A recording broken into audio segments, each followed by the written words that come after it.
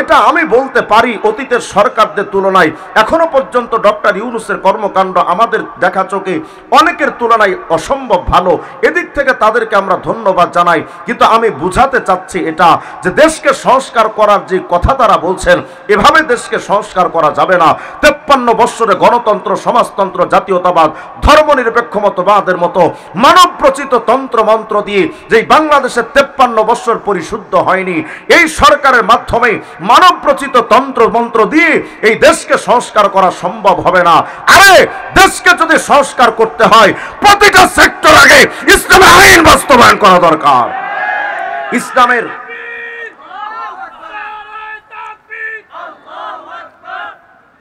যতদিন পর্যন্ত ইসলামের আইন প্রতিটা সেক্টরে বাস্তবায়ন না হবে ততদিন পর্যন্ত এই রাষ্ট্র সুন্দরভাবে চলবে না। আর আমরাই যখন রাষ্ট্র ব্যবস্থায় ইসলাম নেওয়ার কথা বলি তখন আমাদেরকে কিছু কিছু নেতারা বলে এই হুজুরদের তো আর খেয়ে দিয়ে কাজ নাই, সারাদিন এরা ইসলামের কথা কয়, দেশকে পিছিয়ে নিতে চায়, দেশকে আগের যুগে ফিরিয়ে নিতে চায়। আরে আমার দেশ যদি 1400 বছর আগের যুগে ফিরে গেলে ধর্ষণ বন্ধ হয়, আমি দেশকে পিছিয়ে নিতে চাই। যদি আমার দেশে ইসলাম কায়েম হলে 1400 বছর আগে ফিরে গেলে যদি দুর্নীতি বন্ধ হয়, স্বৈরাচারে উৎখাত হয়, আমরা দেশকে ইউরোপ আমেরিকা বানাতে চাই না, সোনার মদিনা বানাতে চাই। যে বিষয়টা, যেই নেতা যত দামি ওই নেতার একান্ত সচিব বা সফর সঙ্গী তত গুরুত্বপূর্ণ হয়। যেমন চেয়ারম্যানের পিএস এর গুরুত্ব একরকম, তো এমপির পিএস এর গুরুত্ব আরো বেশি। প্রধান উপদেষ্টা ডক্টর ইউনূসের প্রেস সচিবের গুরুত্ব তো অনেক বেশি। বোঝাতে চায় সফর সঙ্গী বা পিএস এর দাম বাড়ে নেতার দামের কারণে।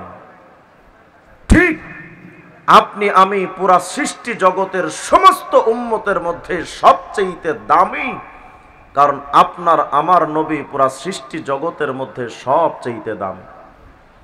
কিন্তু আফসোসের ব্যাপার হলো যেই নবীর জন্য আপনি আমি এতটা দাম পেলাম, উম্মতে মুহাম্মাদি সেই নবীকে দাম দিল না। আমাদের ব্যক্তি জীবনের দিকে তাকাইলে নবীর আদর্শ নাই, আমাদের ব্যবসা বাণিজ্যে নবীর কর্মকাণ্ড চলে না, আমাদের ব্যক্তি জীবনের আমলে নবীর সুন্নাত চলে না, আমাদের মাথার দিকে তাকাইলে নবীর সুন্নাতে টুপি নাই, আমাদের চুল কাটার স্টাইল হয় মেসি আর নেইমারের মতো, হুজুরে আকরামের সুন্নাত মোতাবেক চুল কাটার মেজাজ আজও পর্যন্ত আপনার আমার তৈরি হলো না। আমাদের পোশাক পরিচ্ছদ হচ্ছে বলিউড ডালিউডের নায়ক নায়িকাদের মতো, আমরা তাদের মতো পোশাক পরতে শিখেছি ঠিক, কিন্তু নবীজির মতো ইসলামী পোশাক, সুন্নতি পোশাক আজও পর্যন্ত মুসলমান আমাদের শরীরে আমরা ধারণ করতে শিখলাম না। আমি আওয়ামী লীগ করি, আওয়ামী লীগের বঙ্গবন্ধুর মতো কোট লাগাইতে শিখেছি, কিন্তু উম্মতে মুহাম্মাদি হিসেবে নবীর সুন্নতি পোশাক আজও পর্যন্ত আমার ব্যক্তি জীবনে চলে না। আমার ব্যক্তি জীবনে নবীর আদর্শ নাই, আমার সামাজিক জীবনে নবীর আদর্শ নাই, আমার পারিবারিক জীবনে আমার খানার স্টাইলটা হচ্ছে বিধর্মীদের কালচারে টেবিল বিছিয়ে নবীজির সুন্নাত মোতাবেক দস্তরখান বিছিয়ে খানা খাওয়ার মেজাজ আজও পর্যন্ত আপনার আমার তৈরি হলো না। আমাদের বিয়ে শাদী হচ্ছে হিন্দুয়ানি প্রথায়, নবীজির সুন্নাত মোতাবেক বিয়ে শাদী হচ্ছে না। আমাদের সমাজ ব্যবস্থায়ও নবীর আদর্শ চলে না। রাষ্ট্র ব্যবস্থায় আমাদের বাংলাদেশের 90% মুসলমানের বাংলার জমিনের সংবিধান প্রতিষ্ঠিত হয়েছে, বাংলাদেশের সংবিধান প্রণীত হয়েছে 4টা বিষয়ের উপরে: গণতন্ত্র, সমাজতন্ত্র, জাতীয়তাবাদ, ধর্মনিরপেক্ষ মতবাদের মতো 4টা কুফরি তন্ত্র দিয়ে আমার বাংলাদেশের সংবিধান প্রণীত হলো। আমার বাংলাদেশের সংবিধানে আজও পর্যন্ত গণতন্ত্র জায়গা পেয়েছে, ইসলামতন্ত্র জায়গা পায়নি, সমাজতন্ত্র জায়গা পেয়েছে, ইসলামতন্ত্র জায়গা পায়নি।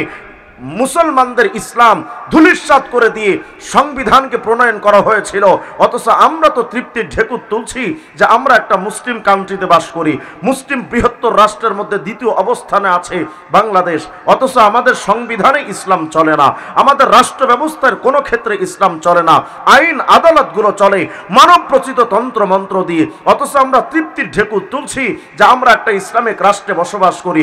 যদি আমরা ইসলামিক রাষ্ট্রে বসবাস করতাম এই বাংলাদেশে মদের আইন বৈধ থাকতো না। যদি আমার বাংলাদেশটা ইসলামিক রাষ্ট্র হতো, আমার বাংলাদেশে পতিতালয়গুলো লাইসেন্স পেত না।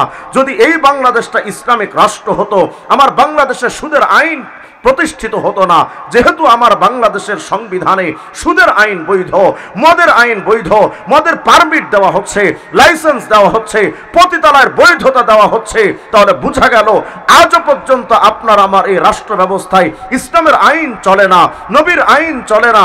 অথচ আমরা তৃপ্তির ঢেকুর তুলছি যে আমাদের বাংলাদেশে মনে হয় খুব দ্রুতই একটা শান্তিময় রাষ্ট্র গঠন হবে। 53 বছর আমরা এই ধোঁকার শিকার, 53 বছর পর্যন্ত এই ধোঁকার শিকার হয়ে আমরা প্রত্যেক সময় এটা ভাবতেছিলাম যে এই সরকার আছে, এই সরকারের দ্বারা তো রাষ্ট্র সুন্দরভাবে চলছে না। হ্যাঁ, এই সরকার যদি পড়ে যায় আর একটা সরকার যখন আসবে তখন মনে হয় আমরা খুব সুখে থাকবো।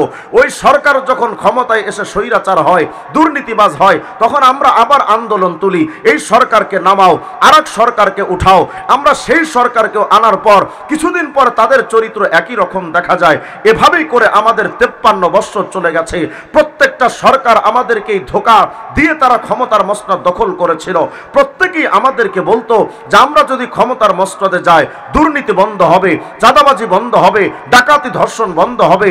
আজ পর্যন্ত 53 বছর বয়সে যারা আমাদেরকে দুর্নীতি বন্ধের কথা বলে ক্ষমতার মসনদ দখল করত, আমরা দেখতাম বেলা শেষে তারাই সবচেয়ে বড় দুর্নীতিবাজ হয়েছে। লাখ লাখ টাকা তারা দেশে বিদেশে পাচার করেছে। তাদের টাকার কারণে বেগমপাড়ায় তাদের বাড়ি হয়, সুইস ব্যাংকে তারা টাকা জমা রাখে। এমন কোন নেতা নাই কোটি কোটি টাকার মালিক না হয়েছে শুধু দুর্নীতির কারণে। অথচ তারাই আমাদেরকে স্বপ্ন দেখাতো আমরা ক্ষমতায় গেলে দুর্নীতি বন্ধ হবে। 53 বছরে তো দুর্নীতি বন্ধ হয়নি, চাঁদাবাজি বন্ধ হয়নি, ধর্ষণ বেড়েছে, ডাকাতি বেড়েছে, লুটতরাজ বেড়েছে, অপরাধ বেড়েছে। এই বাংলাদেশে আজও পর্যন্ত অপরাধ কমেনি, কমছে না। অন্তর্বর্তীকালীন সরকারও একই ধোঁকাবাজির আশ্রয় নিয়েছেন। তারাও বলছেন যে আমরা ক্ষমতায় থাকি, আমরা দেশকে সংস্কার করব। হ্যাঁ, এটা আমি বলতে পারি অতীতের সরকারদের তুলনায় এখনো পর্যন্ত ডক্টর ইউনূসের কর্মকাণ্ড আমাদের দেখা চোখে অনেকের তুলনায় অসম্ভব ভালো। এদিক থেকে তাদেরকে আমরা ধন্যবাদ জানাই। কিন্তু আমি বুঝাতে চাচ্ছি এটা যে দেশকে সংস্কার করার যে কথা তারা বলছেন, এভাবে দেশকে সংস্কার করা যাবে না। 53 বছরে গণতন্ত্র, সমাজতন্ত্র, জাতীয়তাবাদ, ধর্মনিরপেক্ষ মতবাদের মতো মানব প্রচিত তন্ত্র মন্ত্র দিয়ে যে বাংলাদেশে 53 বছর পরিশুদ্ধ হয়নি, এই সরকারের মাধ্যমে মানব প্রচিত তন্ত্র মন্ত্র দিয়ে এই দেশকে সংস্কার করা সম্ভব হবে না। আরে দেশকে যদি সংস্কার করতে হয় প্রতিটা সেক্টর আগে ইসলামের আইন বাস্তবায়ন করা দরকার। ইসলামের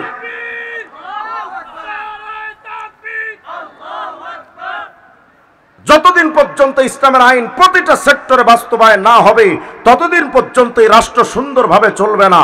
আর আমরাই যখন রাষ্ট্র ব্যবস্থায় ইসলাম নেওয়ার কথা বলি তখন আমাদেরকে কিছু কিছু নেতারা বলে এই হুজুরদের তো আর খেয়ে দেয়ে কাজ নাই, সারাদিন এরা ইসলামের কথা কয়, দেশকে পিছিয়ে নিতে চায়, দেশকে আগের যুগে ফিরিয়ে নিতে চায়। আরে আমার দেশ যদি 1400 বছর আগের যুগে ফিরে গেলে ধর্ষণ বন্ধ হয়, আমি দেশকে পিছিয়ে নিতে চাই। যদি আমার দেশে ইসলাম কায়েম হলে 1400 বছর আগে ফিরে গেলে যদি দুর্নীতি বন্ধ হয়, স্বৈরাচারে উৎখাত হয়, আমরা দেশকে ইউরোপ আমেরিকা বানাতে চাই না, সোনার মদিনা বানাতে চাই।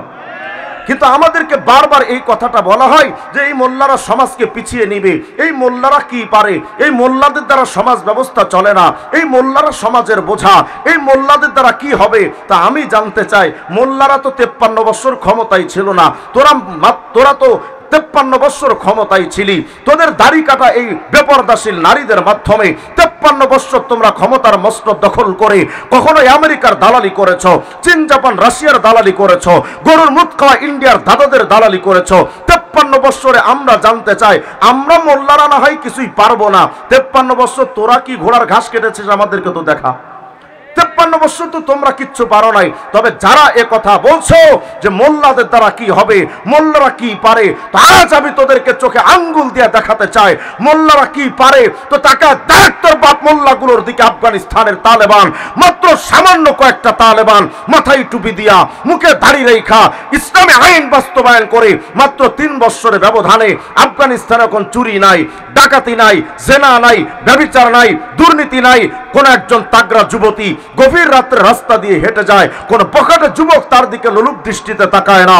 কোন একজন মানুষ হাতে লক্ষ লক্ষ ডলার নিয়ে যদি হাঁটে, কোন ডাকাত তার দিকে রক্ত চক্ষু দিয়া তাকায় না। সুতরাং এই জাতির সামনে প্রমাণ হয়ে গেছে মোল্লাতন্ত্র ছাড়া শান্তিময় রাষ্ট্র গঠন করা সম্ভব না। আমরা যখন কারাগারে যেতাম গত স্বৈরাচার সরকারের আমলে, আমিও তো 2 বার কারাগারে গেছি।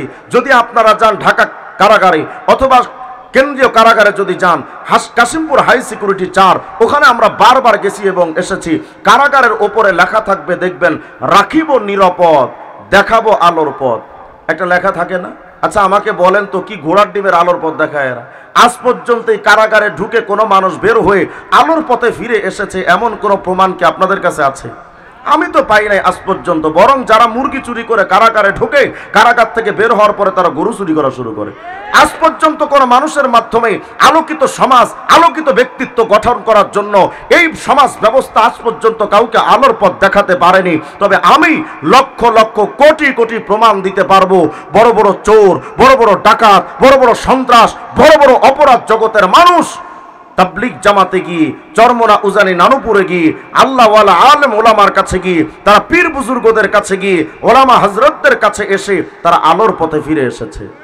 সুতরাং আমি বুঝাতে চাচ্ছি, আলোকিত একটা সমাজ উপহার দেওয়ার জন্য মোল্লা তন্ত্র ছাড়া আর কোনো উপায় নাই। হ্যাঁ, আমরা তো ভাবতেছি হুজুর এই কিছুদিন যাক, তারপরে দেখবেন বাংলাদেশটা একটা সোনার রাষ্ট্র হয়ে যাবে। যদি সোনার রাষ্ট্র বাংলাদেশ, এই ব্যবস্থাপনার মাধ্যমে যদি বাংলাদেশ সোনার রাষ্ট্র হয়, তাহলে কোরআন শরীফকে অশুদ্ধ বলে দেন, কোরআনে কারীমকে মিথ্যা গ্রন্থ বলে দেন। কোরআন বলছে এভাবে সমাজ সুন্দর হবে না, কোরআন বলছে এভাবে আলোকিত সমাজ গঠন হবে না। কোরআনে কারীম খুলেন তো আল্লাহ পাক বলছেন, ওয়ামান আরাদা আন যিকরি ফাইন্না লাহু মাঈশাতান দনকা। যদি ইসলামের আইন বাদ দিয়া ব্যক্তি জীবন চালাও, তোমার ব্যক্তি জীবন আলোকিত হবে না। তোমার পারিবারিক জীবন যদি ইসলামের আইন বাদ দিয়া চালাও, তোমার পরিবার হয়তো সম্ভ্রান্ত পরিবার হবে, কিন্তু পরিবারে শান্তি আসবে না। সমাজ ব্যবস্থা যদি ইসলামের আইন বাদ দিয়া চালাও, তোমার সমাজ ব্যবস্থা সুন্দরভাবে চলবে না। তোমার রাষ্ট্র ব্যবস্থায় যদি ইসলাম না থাকে, আল্লাহ বলছেন ফাইন্না লাহু মাঈশাতান দনকা, তোমার রাষ্ট্র ব্যবস্থা সুন্দর হবে না। যার বাস্তব প্রমাণ তোই দেখলাম। 53 বছর পর্যন্ত বড় বড় বুদ্ধিজীবীদের বুদ্ধি দিয়া রাষ্ট্র চালাইলো, দেশের নাম হইল 53 বছর পরে এসে ডিজিটাল। সবকিছুতে খুঁজে দেখলাম শুধু ভেজাল আর ভেজাল। আজ পর্যন্ত রাষ্ট্র ব্যবস্থা সুন্দর করে হয়নি। কেন? একমাত্র কারণ ইসলামের আইন আমরা চাই না। যখন কেউ ক্ষমতায়, যখন কেউ সংসদীয় আসন নেওয়ার জন্য ইলেকশনে দাঁড়ায়, এই মুসলমানেরা তখন তালাশ করে কোনটারে সুকুমারের মতো দেখা যায় আর কোনটারে মুমতাজ ভাবির মতো বেপরদা দেখা যায়, বাস তাদেরকে ভোট দেওয়ার জন্য আমরা উঠে পড়ে লেগে যাই ক্ষমতার মস্তদে গিয়া। আমরা আবার অনেকে বলি এটা যে হুজুর জানেন অমুক নেতা কিন্তু ইসলামের অনেক প্রেমিক, অমুক নেতা কিন্তু আলেমদের অনেক প্রিয়, অমুক নেতা কিন্তু ইসলামের প্রতি অনেক দায়িত্বশীল। আরে বেটা, যদি কোনো নেতা ইসলামের প্রেমিক হয়, কোন লোক যদি ইসলামের সত্যিকার অর্থে মহব্বত করে, সে ইসলামিক রাজনীতি বাদ দিয়া জাতীয়তাবাদের রাজনীতি করতে পারে না, গণতন্ত্রের রাজনীতি করতে পারে না, ধর্মনিরপেক্ষ মতবাদের রাজনীতি করতে পারে না। কারণ যেই তন্ত্রমন্ত্র তৈরি হলো মুসলমানদের ইসলামকে ধ্বংস করার জন্য, সেই জাতীয়তাবাদ প্রতিষ্ঠা, সেই গণতন্ত্র প্রতিষ্ঠার জন্য যারা আমাদের সামনে এসে আল্লাহ রসুলের নামে ভোট চায়, জুতা দিয়ে পিটানো দরকার।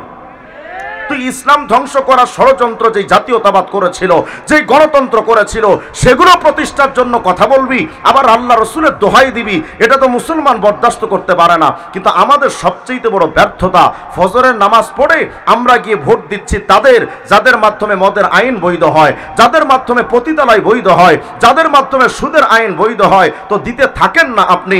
সকালে ফজরের নামাজ পড়ে আর তসবিহ টিপতে টিপতে গিয়া বেঈমানদের পক্ষে ভোট দিবেন, বেঈমানদের প্রতিষ্ঠিত রাজনীতির পক্ষে আপনি আপনার সাপোর্টটা দিয়ে আসবেন। দিতে থাকুন। কিয়ামতের ময়দানে গিয়ে দেখবেন আপনার বিরুদ্ধে 19 লক্ষ কোটি টাকা দুর্নীতির মামলা, লাখ লাখ ধর্ষণ আর ব্যভিচারের মামলা, কোটি কোটি টাকার অপরাধের মামলা। আপনি বলবেন আল্লাহ, জীবনে কোনোদিন তো 19 লক্ষ কোটি টাকা চোখেই দেখি নাই, আমি এত টাকা দুর্নীতি করলাম কেমনে?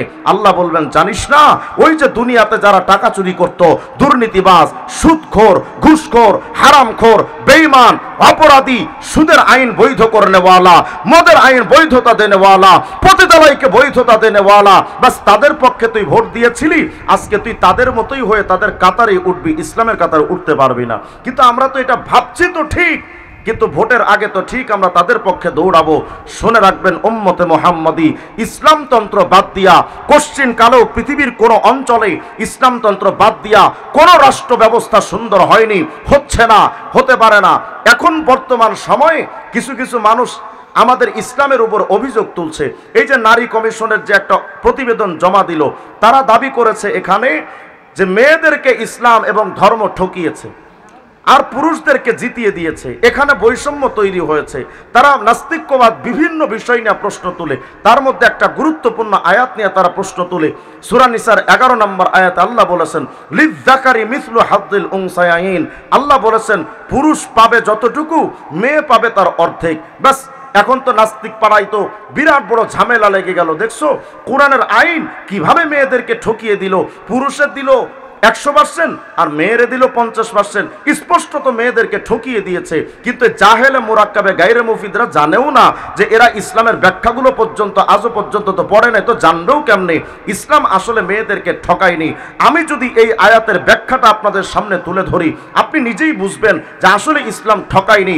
ইসলাম সমতা বজায় রেখেছে। ইসলাম মেয়েদেরকে ঠকায় না, ছেলেদেরকেও ঠকায় না। ছেলেদের জিতাতে গিয়ে মেয়েদেরকে ঠকায় না, মেয়েদেরকে জিতাতে গিয়ে ছেলেদেরকে ঠকায় না। কারণ ইসলাম এমন একটা ধর্ম যেই ধর্ম সবাইকে সমান অধিকার দিয়েছে। শুধু এই প্রশ্নের জবাবটা আগে শোনেন, যেহেতু সময় কম, লম্বা বিস্তারিত বলার সুযোগ নেই। যারা একথা বলছেন মেয়েদেরকে ইসলাম ঠকিয়েছে, আমি ছোট্ট করে আপনাদেরকে একটা হিসাব দেই যে ইসলাম ছেলেদেরকে জিতালো, মেয়েদেরকে ঠকালো, না এই বিভ্রান্তিকর তথ্যটা নাস্তিক্যবাদে শুধু ইসলাম বিদ্বেষের কর্মফল ছাড়া আর কিছু না। একটু বুঝেন তো। আমি ছোট্ট করে একটা উদাহরণ দিই। মনে করেন আপনার বাবা ইন্তেকাল করলেন, ইন্তেকালের সময় আপনার বাবা টাকা রেখে গেছেন 1 লক্ষ, জাস্ট ফর এক্সাম্পল 1 লক্ষ টাকা রেখে আপনার বাবা মারা গেলেন। আপনার বাবা রেখে গেলেন 3টা সন্তান, একটা ছেলে আর 2টা মেয়ে। এখন এই বাবার পরিত্যক্ত ওয়ারিশি সম্পত্তি তো 3 ছেলে মেয়ের মধ্যে বন্টন হবে। বন্টন হতে গেলে নিয়ম কি? একজন ছেলে 2 জন মেয়ে, একজন ছেলে পাবে 50,000 আর একজন মেয়ে পাবে 25,000, আর একজন মেয়ে 25,000। এই তো 1 লক্ষ টাকার বন্টন, ঠিক না? একটু কথাটা তো কেন।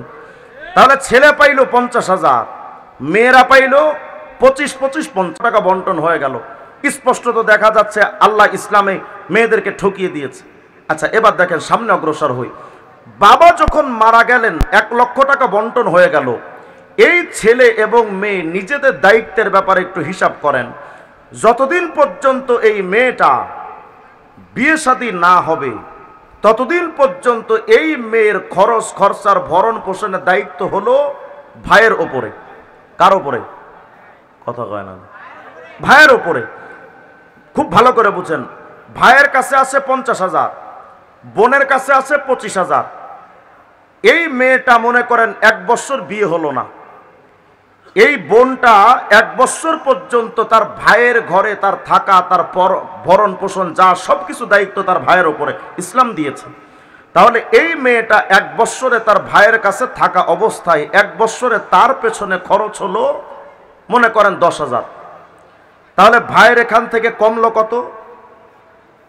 কত? 10,000। তাহলে ভাইয়ের ছিল তো 50,000, 10,000 কমে আসলো 40,000। বোনের কাছে আছে কত? 25,000। আচ্ছা, আর একটা বোন যে আছে না, ওই বোনের খরচও তো ভাইয়ের উপরে, আর ভাইয়ের নিজের খরচও তো নিজের উপরে। এখন 1 বছরে যদি প্রত্যেকের ওপর থেকে 10,000 করে কেটে যায়, ভাইয়ের থাকলো কত? 35।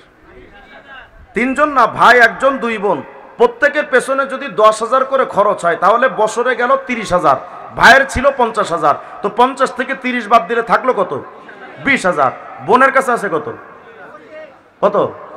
তাহলে ইসলাম ঠকাইছে না জিতেছে? এ তো প্রথম হিসাব, আরো সামনে তো আসতেছে, আগে দেখেন। আচ্ছা, তাহলে 1 বছর পরে এই মেয়েটা এবং সবার পেছনে 30,000 খরচে ভাইয়ের থাকলো 20,000, মেয়েদের কাছে আছে 25,000 করে। আচ্ছা, 1 বছর পর এই মেয়েগুলোর বিয়ে হবে, 2 বোনের বিয়ে হবে। বিয়ে যখন মেয়েটার হচ্ছে তখন এই মেয়েকে ইসলাম বলছে যৌতুক দেওয়া তো প্রশ্নই আসে না, উল্টা এই মেয়েকে মোহরানা দিয়ে তাকে ঘরে নিতে হবে অন্য পুরুষ বিয়ে করতে আসলে। আচ্ছা ভাবেন, এই মেয়েটাকে যখন অন্য ছেলে বিয়ে করে নিতে আসলো তখন এই মেয়েটাকে মোহরানা হিসেবে দিল মনে করেন 50,000। কত? 50,000। তাহলে এই মেয়েটার হলো কত? কথা কয় না। 75,000। আগের 25 আর মোহরানা 50, হলো 75। ছেলের আছে কত? ছেলের আছে কত? 20, মেয়ের আছে কত? 75। বলেন তো ইসলাম নারীদেরকে ঠকালো না জিতালো? আচ্ছা, এবার আসেন, এই ছেলেটা ভাই যখন বিয়ে করতে যাবে তখন ভাই অন্য মেয়েকে ঘরে বউ হিসেবে আনতে গেলে তাকে মোহরানা দিতে হবে না? মনে করেন মোহরানা দিল 50,000, ভাইয়ের কাছে আছে কত? 20,000 আছে, আরো 30,000 ঋণ। কত কয় না? 30,000 আর ঋণ না, কারণ 20,000 ছিল, 50,000 টাকা দিয়ে একটা মেয়ের মোহরানা হিসেবে আনতে গেলে 50,000 জোগাড় করতে গেলে নিজের 20 আর ধারের 30, তাহলে ভাইয়ের থাকলো না ঋণ হলো? কত ঋণ হলো? 30,000। বোনের আছে উদ্বৃত্ত কত? 75। বোনের আছে 75, ভাইয়ের গেছে ঋণ হয়ে গেছে আরো 30,000। আচ্ছা, 1 বছর পর্যন্ত এই মেয়েটা, তার বোনটা অন্য পুরুষের ঘরে যখন সে সংসার করছে, এই মেয়েটার কিন্তু নিজস্ব কোনো খরচ নাই, তার টোটাল খরচের জিম্মাদার হলো তার স্বামী। মেয়ের কিন্তু খরচ আর 75,000ই আছে। এখন যদি এই মেয়েটাই 75,000 টাকা যদি ব্যবসায় লাগাতে চায়, সে কিন্তু এটা দিয়ে আরো লাভবান হতে পারবে। আমি ওগুলোর বাদ দিচ্ছি, ওগুলো এখন না, শুধু মূল টাকার হিসাব করেন। তাহলে এই মেয়েটা যখন অন্য পুরুষের ঘরে গেল, তার টোটাল খরচের জিম্মাদার তার স্বামীর, মেয়ের খরচ নাই, থাকলো 75। এই ছেলেটা যখন অন্য মেয়েকে, তার ভাই যখন অন্য মেয়েকে বিয়ে করে ভাবি বানিয়ে ঘরে আনলো, এর বউয়ের পেছনে টোটাল খরচ এবং নিজের খরচ কিন্তু ওই ভাইয়ের উপরে। ভাই ঋণ ছিল কত? 30,000। এখন 1 বছর যদি নিজের বউকে নিয়ে সংসার চালাতে হয়, ওখানে গেল আরো 20,000, ধরেন 20,000। তাহলে আগে ছিল 30,000 ঋণ, এখন এই 1 বছরে খরচ হলো আরো 20,000। মোট এই ভাই ঋণগ্রস্ত কত? 50,000। মেয়ের আছে কত? মেয়ের কিন্তু টাকায় আছে অতিরিক্ত 50, আর ভাই ঋণ হলো 50। বোনের আছে অতিরিক্ত 75,000, আর ভাই ঋণ হলো 50,000। এখন আপনারা আমাকে বলেন তো, ইসলাম নারীদেরকে ঠকালো না জিতালো? এখন প্রশ্ন হলো, হুজুর বুঝলাম, আরো যদি বিস্তারিত বলতে চাই তো দেখবেন মেয়েরা এভাবে লাখ লাখ টাকার মালিক হচ্ছে আর ছেলেরা শুধু ঠকতেই আছে। এখন প্রশ্ন হলো, তো ইসলাম তো সবাইকে সমান অধিকার দেয়, তো ইসলাম এখানে দেখা যাচ্ছে ছেলেদেরকে ঠকিয়েছে আর মেয়েদেরকে জিতিয়েছে। যদি এই প্রশ্ন আমাকে করতে চান, তাহলে এই প্রশ্নকে সামনে রেখে যেই নাস্তিক্যবাদ বলে ইসলাম নারীদেরকে ঠকিয়েছে, আমার কাছে এই প্রশ্নের জবাব নেওয়ার আগে নাস্তিকদের জুতা দিয়ে পিটানো দরকার, যে তোরা আগে এগুলো জবাব দিবি, তারপরে ভিন্ন কথা বলবি। এখন প্রশ্ন হলো, তো ইসলাম যে পুরুষদেরকে ঠকিয়ে দিল, এটার জবাব কি? আসলে ইসলাম ঠকায়নি। ইসলাম আসলে ঠকায়নি। কেন? কারণ ইসলাম পুরুষদের ক্ষেত্রে কর্মক্ষেত্রকে এত বিস্তৃত আর ব্যাপক করেছে, যেটা নারীদের ক্ষেত্রে করেনি। ইসলাম পুরুষদের ক্ষেত্রে বলছে, তুমি হাজার হাজার কিলোমিটার যাও, তোমার মাহরাম লাগবে না, কোনো মহিলা তোমার সাথে সফরসঙ্গী লাগবে না, তুমি যত দূর পারো যেতে পারো, অসুবিধা নাই। কিন্তু নারীদেরকে বলছে, তুমি 77 কিলোমিটার যদি দূরে যেতে চাও, মাহরাম ছাড়া যেতে পারবে না। তাহলে তার দূরত্বের ক্ষেত্রে ইসলাম গণ্ডি বেঁধে দিয়েছে। কর্মক্ষেত্রে তার গণ্ডি বেঁধে দিয়েছে। তুমি বেপরদাশীল হয়ে কর্ম করতে পারবা না, যে কোনো চাকরি তুমি করতে পারবা না, তোমার সেফটি ফার্স্ট, সেফটি নিয়ে তারপরে তুমি কর্ম করবে। তো যদি মহিলা পর্দায় থেকে সেফটি নিয়ে যদি চাকরি করতে চায়, ছেলে যত ইনকাম করতে পারবে, মেয়েরা কি তত ইনকাম করতে পারবে? তাহলে ইনকামের সোর্সের দিক দিয়ে আল্লাহ ছেলেদেরকে জিতিয়েছে, আর অন্য দিক থেকে আল্লাহ মেয়েদেরকে জিতিয়েছে। ইসলাম উভয়কে সমান অধিকার দিয়েছে। এতটুকু বিষয় যে বুদ্ধিজীবীরা বোঝে না, ওরা বুদ্ধিজীবী নয়, বুদ্ধি প্রতিবন্ধী। আল্লাহ আমাদের সবাইকে ইসলাম বুঝে আমল করা তৌফিক দান করেন। আসসালামু আলাইকুম।